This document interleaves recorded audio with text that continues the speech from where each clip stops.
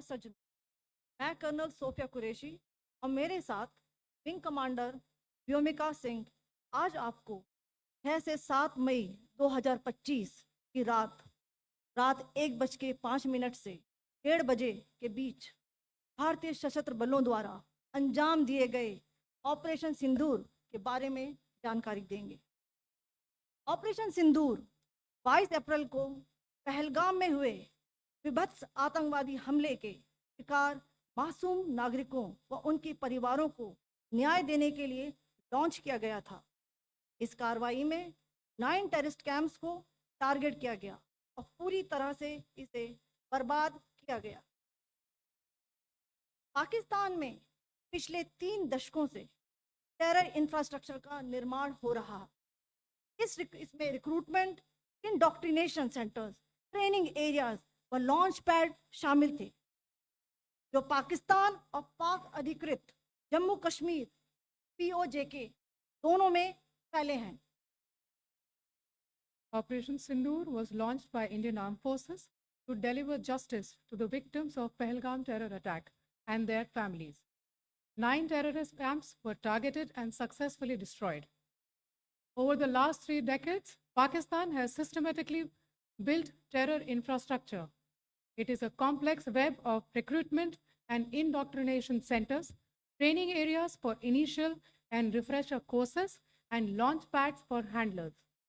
These camps are located both in Pakistan as well as Pakistan-occupied Jammu and Kashmir areas. Some of the well-known training camps are located, as you can see on the screen.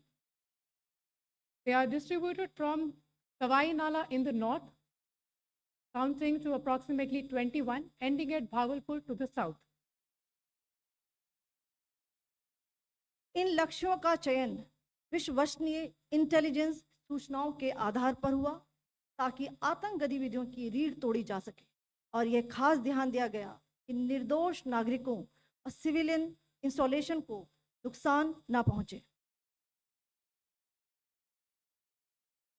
The selection of these targets for Operation Sindoor was based on credible intelligence inputs and role of these facilities in perpetrating the terror activities.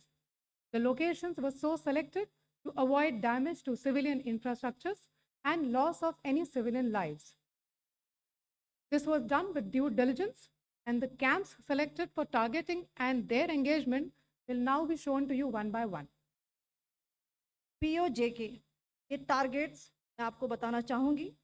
सबसे पहले सवाई नाला camp Muzaffarabad, जो कि POJK के line of control से 30 kilometre दूर है।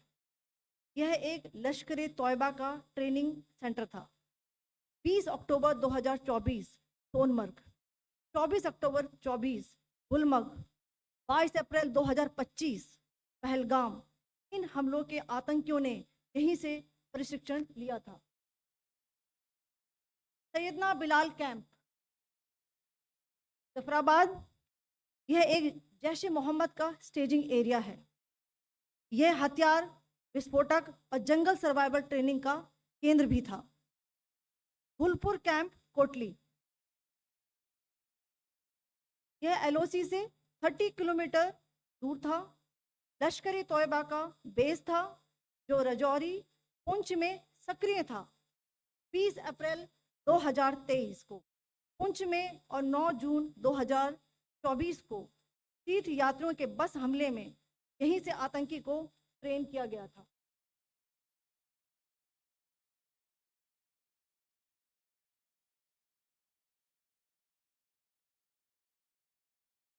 Barnala camp Bhimber, ये LOC से 9 किलोमीटर दूर है। यहाँ पर हथियार, हैंडलिंग, IED व जंगल सर्वाइवल का प्रशिक्षण केंद्र था। अब्बास कैंप कोटली,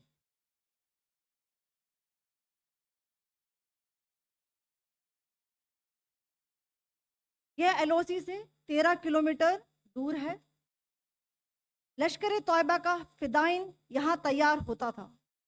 इसकी कैपेसिटी 15 टेररिस्ट को ट्रेन करने की थी।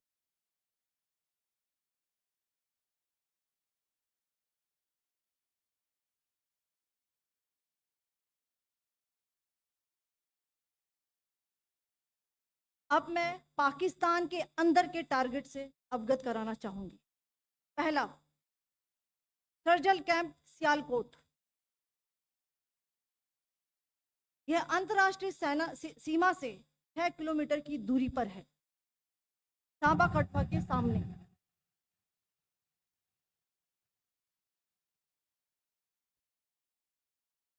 मार्च 2025 में जम्मू एंड कश्मीर पुलिस के 4 जवानों को जो हत्या की गई थी, उन आतंकवादियों को इसी जगह पर ट्रेन किया गया था। दूसरा, महमूना जाया कैंप सियालकोट। यह 18 से 12 किलोमीटर आईबी से दूर था। हिजबुल मुजाहिदीन का बहुत बड़ा कैंप था। ये कठुआ जम्मू क्षेत्र में आतंक फैलाने का नियंत्रण केंद्र था। पठानकोट एयरफोर्स बेस पर किया गया हमला भी इसी कैंप से प्लान और डायरेक्ट किया गया था। मरकज ताइबा मुरीद के, यह आईबी से 18 से 25 किलोमीटर दूरी पर है। 2008 के मुंबई हमले के आतंकी भी यहीं से प्रशिक्षित हुए थे। अजमल कसब और डेविड हेडली भी यहाँ ट्रेन हुए थे।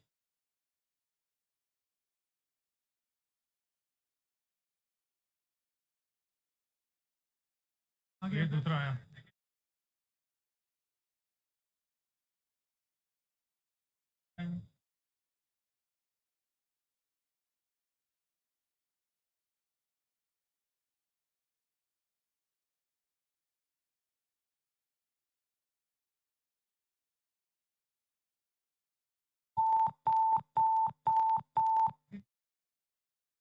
एंक्लोजर सेम ही है। Just hit the target.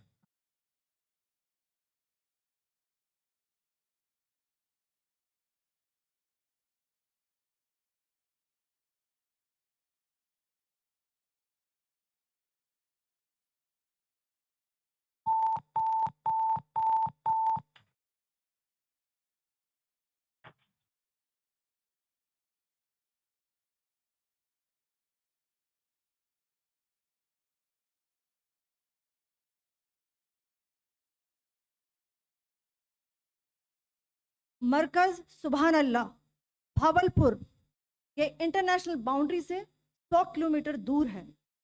Jaish ए मोहम्मद का मुख्यालय था। यहाँ पर रिक्रूटमेंट, ट्रेनिंग व इंडोक्ट्रिनेशन का केंद्र भी था।